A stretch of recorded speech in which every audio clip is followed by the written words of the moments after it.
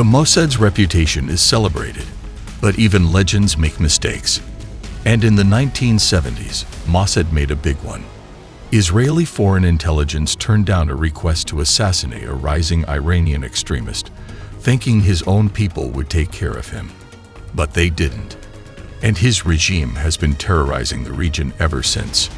Welcome to the Islamic Republic of Iran. And we tell you what was Mossad's biggest mistake.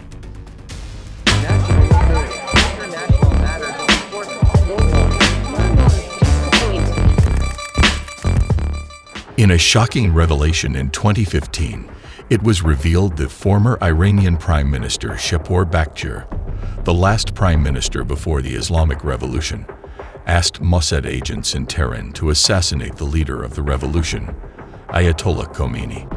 The new information was revealed with the release of a new book from Yassi Alfer, a former Mossad official.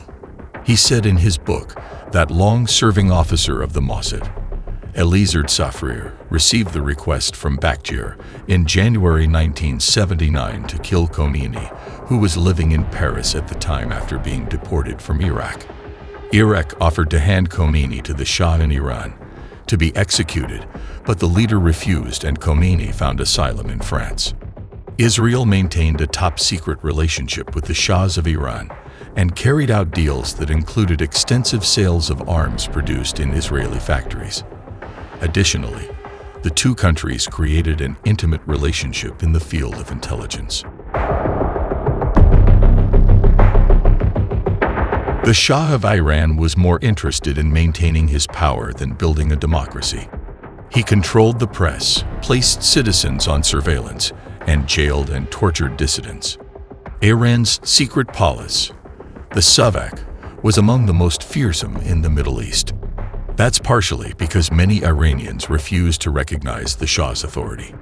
They saw him as a little more than a puppet of the West, mainly the Brits and the Americans. Opposition to the Shah was growing, and he knew it. But his most dangerous opponent wasn't the secular intelligentsia, the radical students, or even the middle class. It was a hard-lined religious cleric named Ayatollah Khomeini. Khomeini had the rare ability to appeal to a variety of people. Khomeini was disgusted by the Shah's reported human rights abuses, not to mention the hypocrisy of Western powers while supporting the Shah's regime. On the other hand, Khomeini also viewed the Shah's modernizations and reforms as an attack on Islam. He wanted a theocratic government, and the Shah, who liked his luxuries, wasn't exactly a pious ruler. Khomeini's words found an eager audience. He and his followers flooded Iran with cassette tapes with his fiery sermons.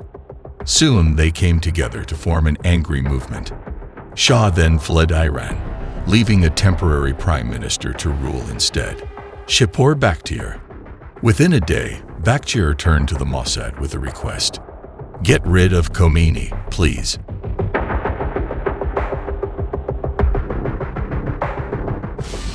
The Mossad knew Khomeini was bad news.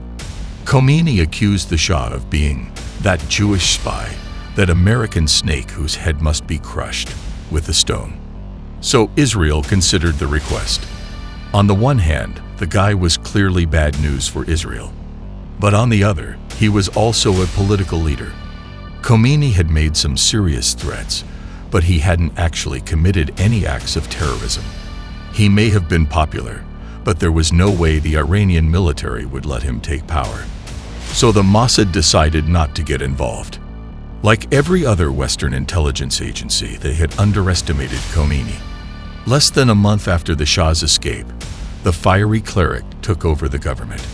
Ayatollah Khomeini appeared, and overnight millions of Iranians found themselves living under a fundamentalist Shia theocracy.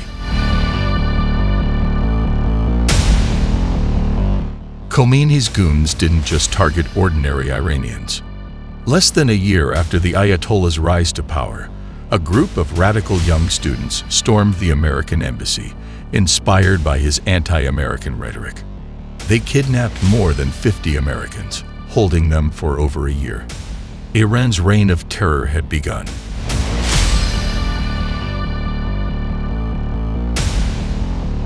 Iran is huge, but Khomeini's ambitions were bigger. He didn't just want to control his own country. He wanted to spread his version of Islam all over the globe, and he knew exactly how he wanted to do it: by terror. Ayatollah's men had already established a warm relationship with the Palestine Liberation Organization. But Khomeini didn't approve of the PLO style.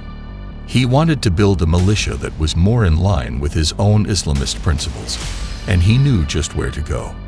Southern Lebanon was full of Shia Muslims who had spent decades being neglected by the Lebanese elite. They were the perfect target: religious, disaffected.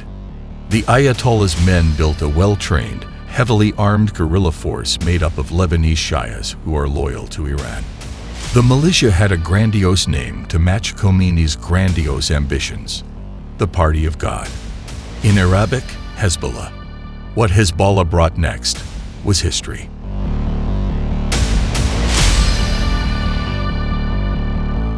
When the Iranian regime says death to Israel, they mean it. And what's the best way to flatten a country of over 9 million people? Nuclear weapons. Iran had been interested in nuclear development since the 1950s. Under the Shah, they signed a non-proliferation treaty, agreeing not to develop nuclear weapons. But the Shah had been gone since 1979.